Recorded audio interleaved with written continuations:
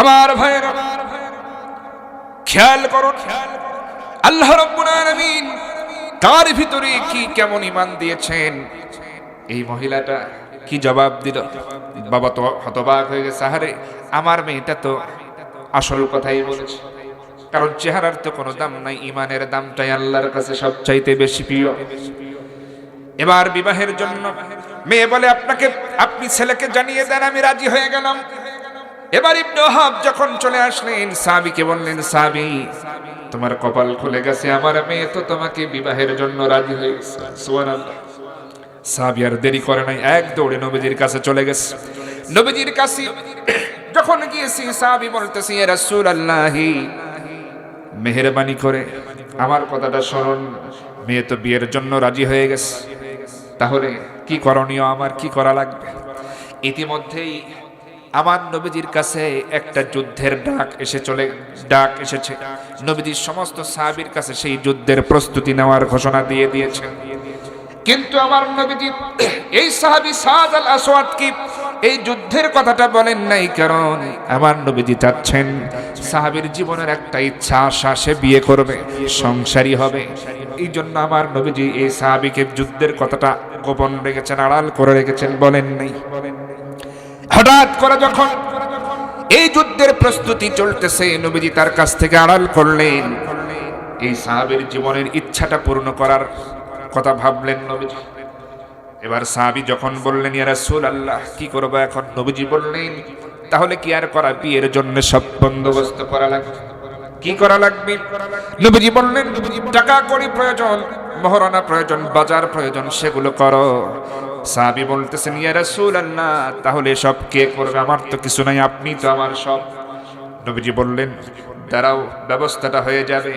আমার নবীজি দুইজন সাহাবীকে ডাকলেন। একজন সাহাবীকে ডাকলেন হযরতে নোমান রাদিয়াল্লাহু তাআলা আনহু। তাকে ডেকে বললেন, নোমান, তোমার এই সাহাবী, তোমার এই ভাই আমার সাহাবী সাদ আল আসওয়াদের বিয়ে হবে, একটু সহযোগিতা করো। তিনি 200 দিরহাম দিয়ে দিলেন। এরপরে হযরতে ওসমান রাদিয়াল্লাহু তাআলা আনহুর কাছে লোক পাঠানো হলো, তিনিও 200 দিরহাম দিলেন। কত হলো বলে? 400 দিরহাম নবীজি তার হাতের মধ্যে দিলেন, বললেন, সাদ আল আসওয়াদ, মদিনার বাজারে চলে যাও, বাজার করো, বিয়ের ব্যবস্থাটা সেরে ফেলো। আমি রাসূলকে পাবে না, আমি ব্যস্ত থাকবো, দিনের কাজে দূরে যাব। নবীজি যুদ্ধের কথাটা আড়াল করে রাখলেন। আমার ভাইরা, সাহাবী এই 400 দিরহাম নিয়ে খুশিতে বাজারের দিকে রওনা হয়ে যায়। বাজার করতেছেন, যেই দোকানে গেলে বিয়ের জন্য অনেক কিছু কিনতে পাওয়া যায়, বিয়ের জন্য নারীদের জন্য যা যা প্রয়োজন সব কিছু কিনতে পাওয়া যায়, এমন দোকানে গেলেন, এগুলো কিনতেছেন, অর্ডার করতেছেন। হঠাৎ করে তার কানের কাছে কে যেন বলে গেল, ওরে সাদ আল আসওয়াদ, ওরে সাদ আল আসওয়াদ, ভালোই তো বিবাহের জন্য প্রস্তুতি নিচ্ছ, ভালোই তো বিয়ের বাজার করতেছো রে সাদ আল আসওয়াদ, তুমি কি জানো নাকি যুদ্ধের ময়দানে, জিহাদের ময়দানে যুদ্ধের কিন্তু ডাক এসেছে? এমন কথা কে যেন তার কানের কাছে বলে গেল। হযরত সাদ আল আসওয়াদ এদিক সেদিক তাকালেন, কে এমন কথা বলল, কে বলে গেল? কাউকে খুঁজে পেলেন না। তিনি ভাবলেন, আহারে, বিয়ের বাজার করতে এসেছি, যুদ্ধের ডাক এসেছে। এবার তিনি কি করলেন? দোকানদারকে বললেন, ভাই, যা যা অর্ডার করেছি সব বন্ধ রাখো, আমার বিয়ের বাজারে এই মুহূর্তে প্রয়োজন নাই। তিনি এবার চলে গেলেন, যেই দোকানে ঢাল পাওয়া যায়, তরবারি পাওয়া যায়, ওই দোকানে চলে গেলেন। যেই দোকানে যুদ্ধের বাজার পাওয়া যায়, সেই দোকানে চলে গেলেন। গিয়ে সেখানে বললেন, ভাই, ঢাল দাও, তরবারি দাও। এইভাবে করে তিনি ঢাল কিনলেন, তরবারি কিনলেন, বাকি টাকা দিয়ে একটা ঘোড়াও কিনে নিলেন। তিনি ভাবলেন, জীবনে বেঁচে থাকলে হয়তো বিয়েটা আবার করতে পারবো, সুযোগ আসতে পারে, কিন্তু জিহাদের ময়দান তো নাও পেতে পারি। এই মনে করে বিয়ের বাজার করার টাকা দিয়ে যুদ্ধের বাজার করলেন সাহাবী। তরবারি নিয়ে দ্রুতগামী ঘোড়ার উপরে লাফ দিয়ে চড়লেন, ক্ষিপ্র গতিতে যুদ্ধের ময়দানে ঘোড়াটা চালায় দিলেন। যুদ্ধ করতে করতে একটা পর্যায়ে হযরতে সাদ আল আসওয়াদ রাদিয়াল্লাহু তাআলা আনহু শাহাদাত বরণ করলেন। যুদ্ধের পরবর্তী অবস্থায় আমার নবীজি যখন জানতে পারলেন সাদ আল আসওয়াদ সে শহীদ হয়েছে, আমার নবীজি খুব কষ্ট পেয়েছেন, চোখ দিয়ে পানি ঝরতেছে। সাহাবীরা তো বুঝতে পারতেছেন না নবীজির চোখে পানি কেন। আমার নবীজি হযরতে সাদ আল আসওয়াদের চেহারার দিকে তাকায়া নবীজি কাঁদতেছেন। নবীজি কাঁদতেন, আহারে, ওরে সাদ আল আসওয়াদ, তোমার জীবনের স্বপ্ন আমি পূরণ করতে পারি নাই। আবার নবীজি আসমানের দিকেও তাকাচ্ছেন, তাকিয়ে আবার নবীজি হাসেন। সাহাবীরা প্রশ্ন করে ফেললেন, ইয়া রাসূলুল্লাহ, বুঝলাম না, আপনি সাহাবী সাদ আল আসওয়াদের দিকে তাকায়া আপনি কান্দেন, আবার আসমানের দিকে তাকায়া হাসেন, কারণটা কি? নবীজি বললেন, শোনো রে সাহাবীরা, সাদ আল আসওয়াদ তার তো আজকে বাসর সজ্জা হওয়ার কথা ছিল, বিয়ের জীবন সংসার জীবন শুরু হওয়ার কথা ছিল।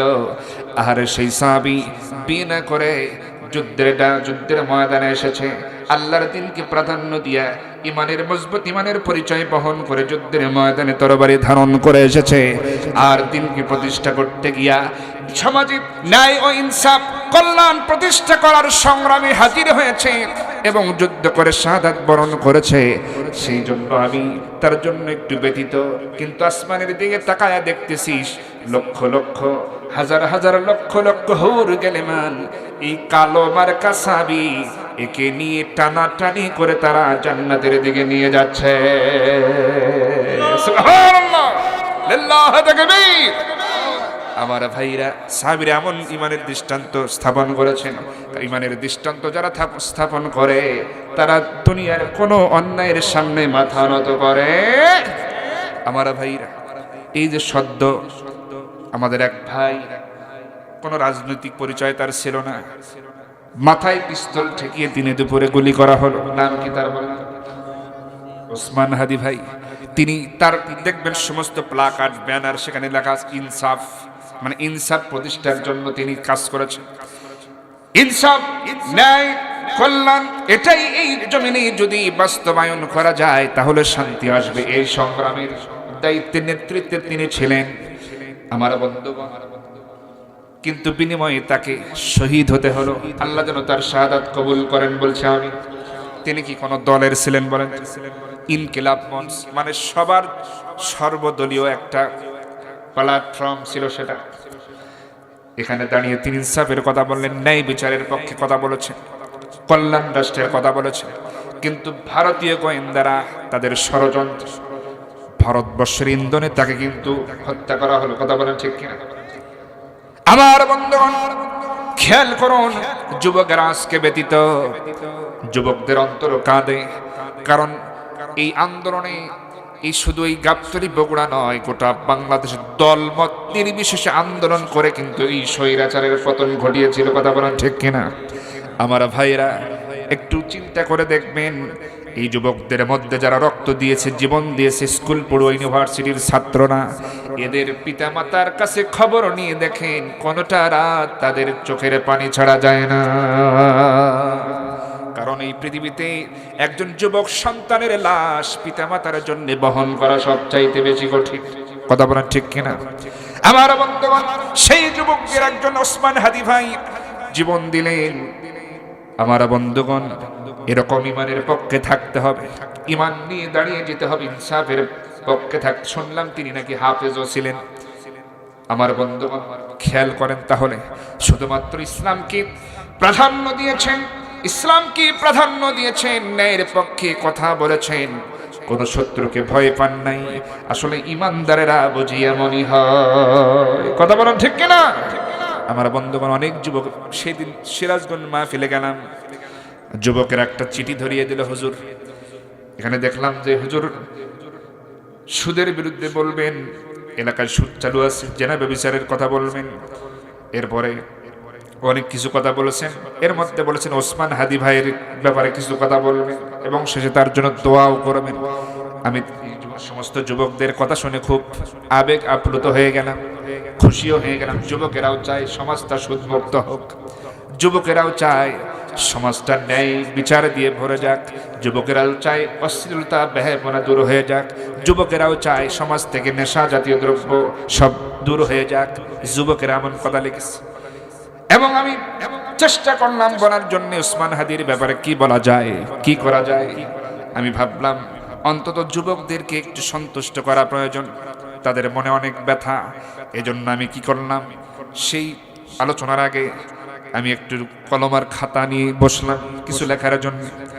এরপরে ওসমান হাদি, শহীদ ওসমান হাদিকে নিয়ে আল্লাহ পাকের দয়ায় অল্প সময়ের মধ্যে কয়েকটা লাইন লেখার সুযোগ হলো। সেটা আমি মাহফিলে উপস্থাপন করলাম, যুবকেরা খুব খুশি হয়ে গেল। সুবহানাল্লাহ। আমি কি সেটা বলবো নাকি? বলবো সেটা